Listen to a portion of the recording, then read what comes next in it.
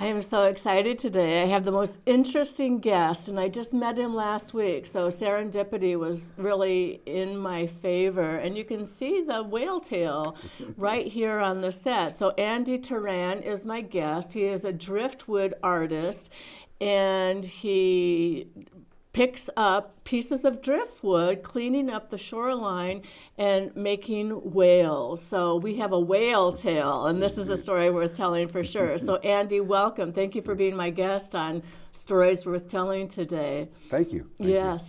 So you said that whales found you, or you making driftwood pieces into whales was something that came to you. Tell me about that. So about 4.5, 5 years ago, my wife and I bought a house.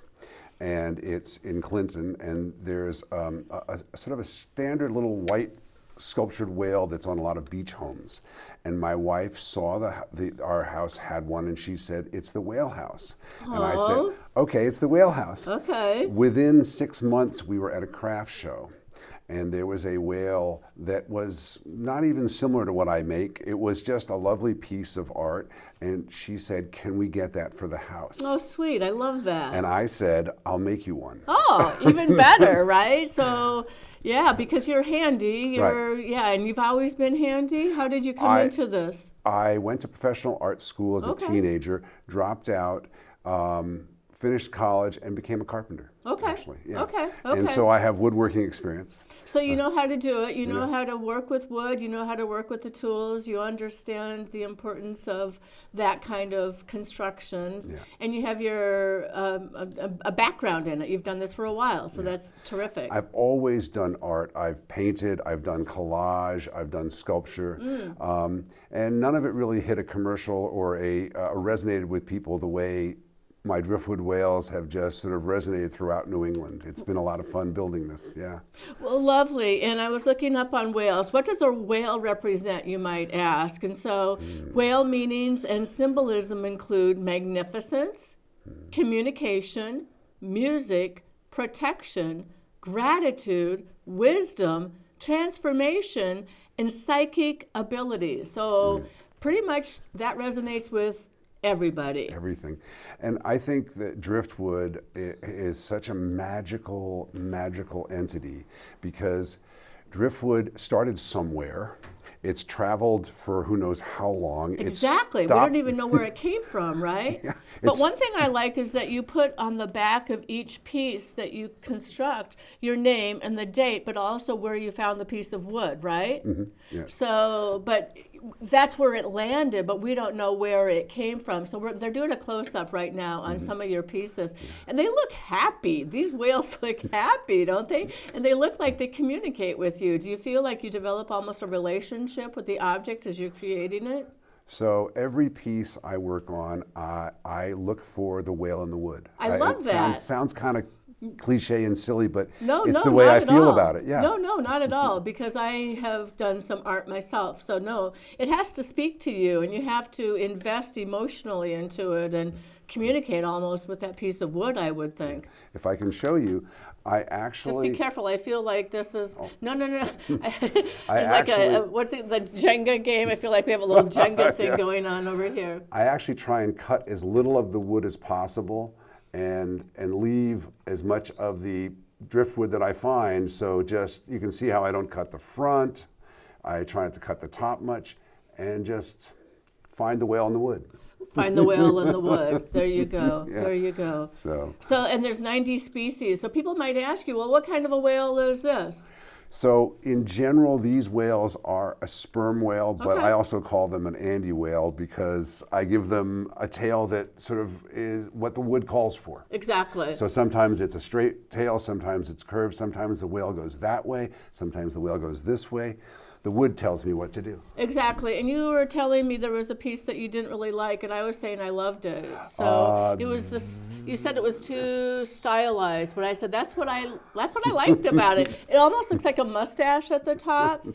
Yes. It does, right? Yeah. You probably had a mustache at one Yeah. point in your life, right? Yeah. So Yeah, so when there you I go. when I go out to art festivals, I break a lot of tails because this is the way the wood runs, and I bring a bucket full of broken whale's tails, and I give them to kids, and they hold them up as mustaches. Hey, you know, if you're a little bit into the theater and the theatrical kinds of opportunities, so it's just fun, it's playful. And these seem very playful. They are fun. Yeah. And you said that you're in 20 different stores and you go to craft festivals. Tell me how you work with your whale product after you've created these. So there's about there's dozens of craft fairs and art fairs, and so I try and pick ones where there's lots of people are going to be there, and I set up. I bring the smalls, the medium smalls, and then I bring them up to 6 feet to the craft fairs. So when you go to let me interrupt you just for a second, because I'm just imagining you like out at the shore and you see a great big huge piece of wood. How do you get that to your truck, my shed, shop, wherever you're working? So I think one of my favorite ways is I kayak out into the water to find driftwood that's inaccessible, and I tow a second kayak behind me. Wow. And I do bring an electric battery-operated saw for the big pieces of wood to get them smaller. But if you were on Instagram, somewhere on Instagram there's a post I posted that shows me trying to figure out how to relaunch my kayaks off an island in Maine where I've collected a full kayak full of driftwood. Is it a little bit comical? It is. It is. But you know, what's interesting is when I load the driftwood into the second kayak, I just assume everything's going to be fine, and somehow it always balances, and I've never flipped the kayak. Wow, that's really lucky. Yeah. But I also have a lot of places along the shoreline where the tides pull driftwood. And one of the best places is actually Saybrook Point in Old Saybrook, Connecticut. Yeah. Well, and there's some good spots where you could launch off of down there. So. Yeah. And the other thing is that I think there's a misnomer of driftwood like falling into the ocean and drifting around and coming back. My understanding is really the reason I have such incredible resources for driftwood here is because driftwood comes down rivers, and we have the most amazing river in the area. Thames, the Connecticut. But the Connecticut goes 400 miles to Canada, right? And so it's bringing driftwood for 400 miles. That's amazing. Yeah, so I find just amazing things around the mouth of the Connecticut River. You know, and so what I found is that if I go along the shoreline and I'm too far away from a river, I'm not finding a lot of driftwood. Oh, that's really interesting. Yeah, and I never thought about it until I started having to. I need a truckload of driftwood every 2 or 3 weeks to keep me going. You're very prolific. Wow. I love what I do. So you were telling me a story about a podcast that you listened to the other day. Could you share that now? Sure, I highly recommend it. It was a story about the researchers started to do research on orcas and how they feed. And orcas eat seals, and they also eat small baby whales. Okay, but an orca is a whale. An orca is a whale, right. And an orca, but orcas eat other other animals, whales. yeah. So there's it's just a pecking order within, should we say that? A pecking order within the whale community. Yeah. Okay. So they wanted cetaceans, right? I believe there's specific research was about how orcas will hit an iceberg to knock a seal off of it to prey on the seal. And so when they were doing this, they saw these whales. I think they were gray whales coming to the aid of trying to block the orcas, and they were surprised because this seems like altruistic behavior, which animals don't do. Animals going to save another animal. They're about their species and they have their instincts, etc. And so they sent an email out to the sort of the research community in the, I guess, biological or whatever ocean world of researchers, and because they had never seen this, and they got back hundreds of emails from people who had seen similar behavior, not just with seals, but with orcas trying to prey on other whales. And it turns out that this is a sort of instinctual behavior because the whales, I guess the orcas feed on baby whales. Okay. So these whales, having tried to protect their own whales, have developed this behavior that they will instinctively try and block an orca from getting to anything. Okay. Which was fascinating, and just it was great to read. And these guys stayed and watched this behavior, and even after the orcas had killed the seal, the whales in this protective behavior stayed with this dead animal that they had blocked the orca from being able to eat. So just sort of an amazing world of whales. Well, intelligence too, Yeah. and how you see them problem solving and that protectiveness that they, like you said, for their own species. So that's a beautiful story. Yeah. That's great. So you said that you were, excuse me, out and looking for driftwood. Tell me more about that and what happened. So I always go looking. I go looking multiple times a week. I watch the tides because low tide is when I want to be finding driftwood because high tide is terrible. One of the magic things about driftwood, we were talking about this earlier, is driftwood starts somewhere and it travels. And it stops here and there and everywhere. I'm sure it's had multiple stops before I find it. And so I know that if I don't take a piece of driftwood that looks good to me today, it may be gone tomorrow. And I've had that experience where I was taking pieces of a beautiful driftwood tree and I just couldn't take more of it, and I didn't get back to it for about a week and a half, and it was gone. Gone. So it's really it's magic. Where has it been? How long has it been out in the ocean, the rivers, and then where does it go from here? If I don't pick it up and make a whale out of it, who knows where that piece of driftwood is next week, next month. Are you part of a community with other driftwood artists? I'm sure you're not the only driftwood artist. You're the only one I've happened to have met. But and thank you for stumbling across me. Yes.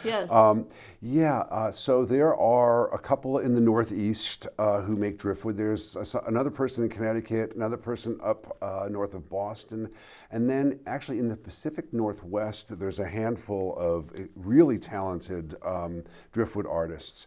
And while I take one piece of driftwood and make something out of it, these guys out in the Pacific Northwest will take small pieces and assemblage them into a deer, a fish. Oh, interesting. Beautiful work. There's one guy who combines like old metal parts with driftwood. So there's probably about a dozen of us, and so in the United States. Yes, other parts of the world probably as well, but you're not as familiar with them, or so I would say in the area around Turkey, and I don't know my geography that well. The Black Sea, I believe, has incredible driftwood because if you get on to the driftwood community on Instagram, there are a number of driftwood artists in the area around the Black Sea, around the Adriatic, where they collect driftwood. Interesting, very interesting. And each of these pieces of wood is a type of wood, and are you able to identify? Sometimes. So a lot of what I find is, unfortunately because of the world we live in, construction debris. I mean, these three pieces were all at some point part of a structure.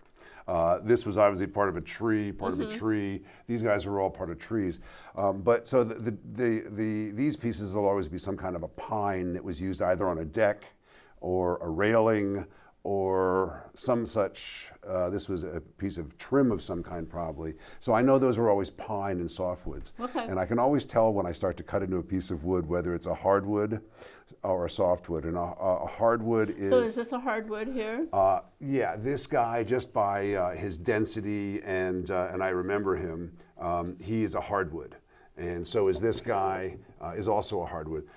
So hardwoods are trees that lose their leaves. Deciduous. Right, and then softwoods are conifers, ones that have cones. I'm always happy when I find conifers because they're softer, they're easier on my blades, easier on sanding, because every piece gets cut and then machine sanded with a little hand power sander, and then hand sanded. So I like the softwoods. The softwoods are easier. And well, one thing I wanted to say before we move on too quickly is that I really appreciate how you're cleaning up the environment. So you're taking debris, basically these three pieces were debris, you said at one time. So you're cleaning those up out of the riverbeds and bringing them and then making beautiful pieces of art that people will hang. in their homes or used for storytelling purposes or marketing purposes, whatever they find. But then also the process of it, like some of them are pretty delicate. Is that a good word to use to Some describe are. them? I'll try not to drop them. You try not to drop them, of course, and then you have to give away the tail. What do you do with the head of it if you do?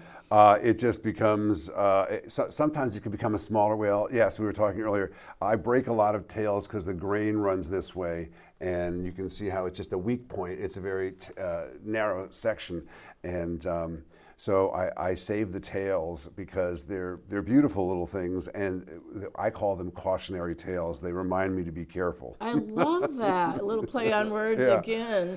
But I have buckets of them. Well, and that's nice, though, that you give them away and get people excited, and they can pretend that they have a mustache. Yes. So, okay. So, and then you bring them home. You first you have your big saw, cut them, bring them home, sand them, and then.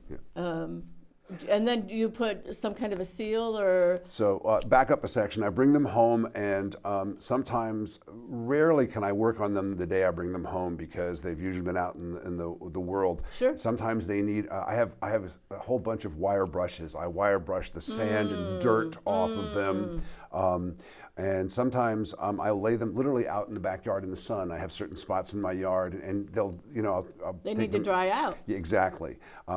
Sometimes they're half wet, half dry, and I'll rough cut something, and then I'll let it sit to finish drying out.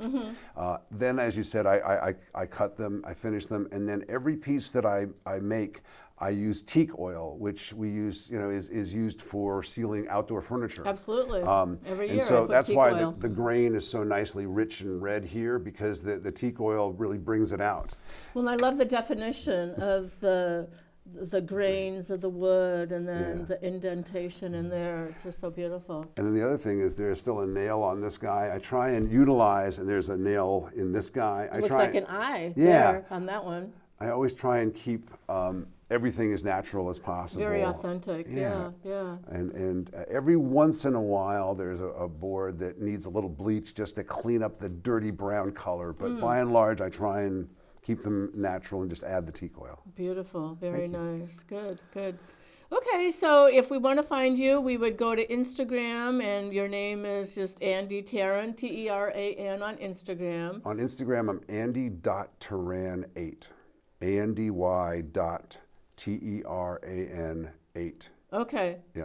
Or I think if you search Driftwood Design, which is the name of my business also, but I don't use it much, it should find me also on Instagram. Okay, and then also you said andyteran@gmail.com if somebody was wanting to send you a email, so that would be perfect. And I just think it's just, again, like such a good tale, no pun, well, actually pun intended, I love puns, so of taking what you have, magnifying it, making it beautiful, and that's what artists do all the time, and you really have found your niche, so that's beautiful.